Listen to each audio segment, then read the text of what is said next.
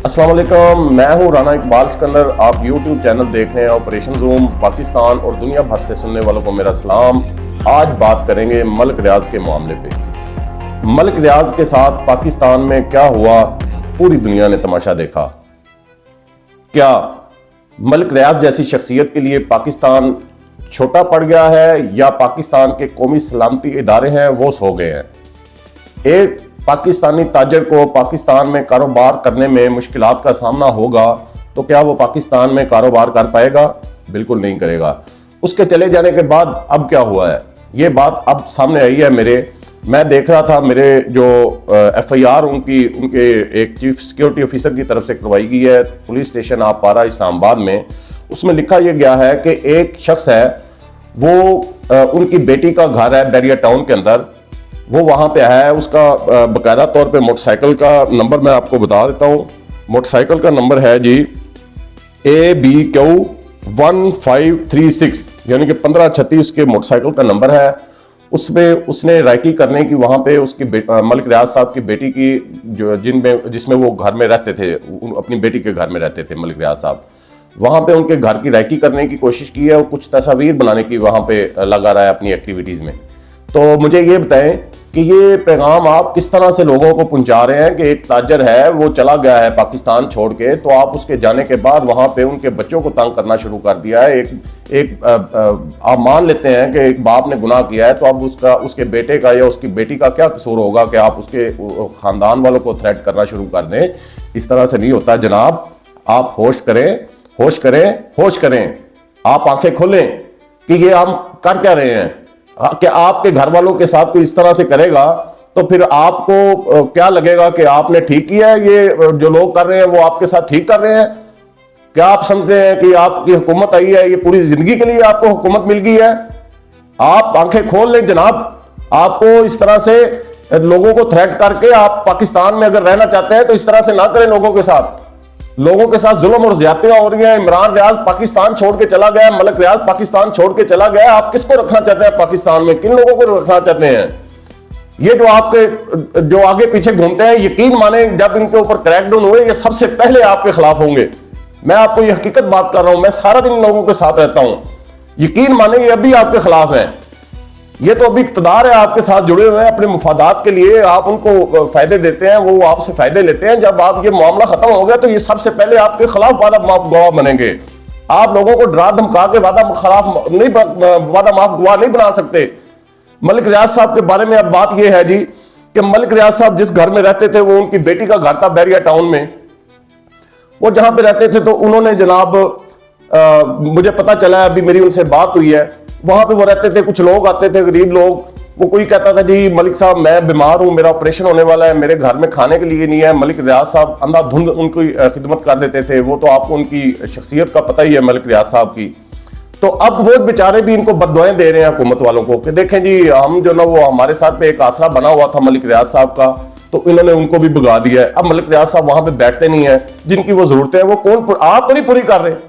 आप तो हर महीने नवा जो वो एक स्कीम चलाते हैं जी, हमने 5000 रुपए देना शुरू कर दिया है जी, हमने करोड़ों रुपए देना शुरू कर दिए हैं। पंजाब हुकूमत में आप नए ड्रामे शुरू करते हैं हर लिहाज से।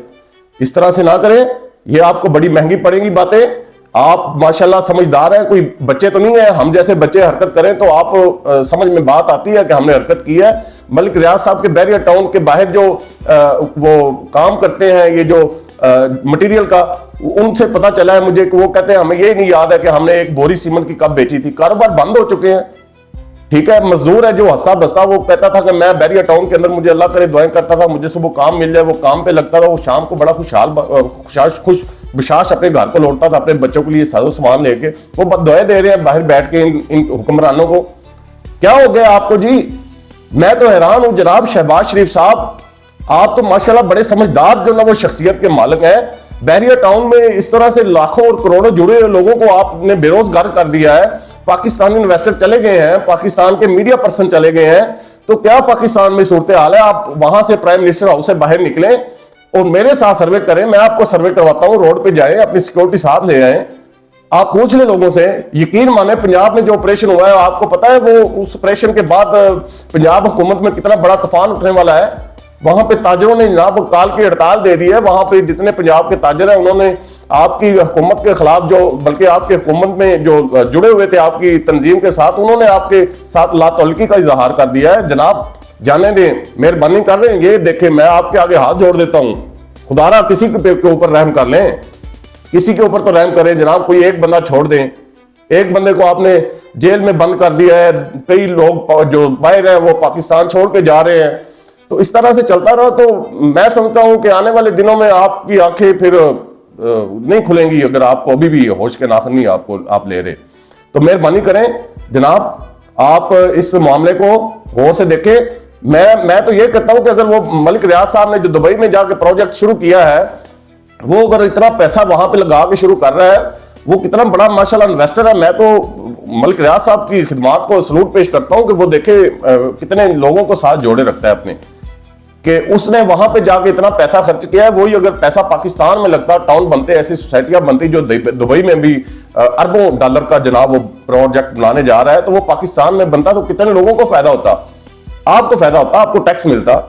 आप इस काबिल ही नहीं है कि आपको कोई बंदा काम करके दे, आपको काम करने वाला बंदा पसंद ही नहीं है मेरे हिसाब से, आपको वो बंदे पसंद है। जी हजूर, हाँ जी हजूर, ये हो गया, मेहरबानी करें, जी हजूरी वाला दौर चला गया है।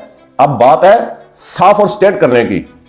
आप अपने जो एडवाइजर हैं उनके चुंगल से बाहर निकल आए, यकीन माने।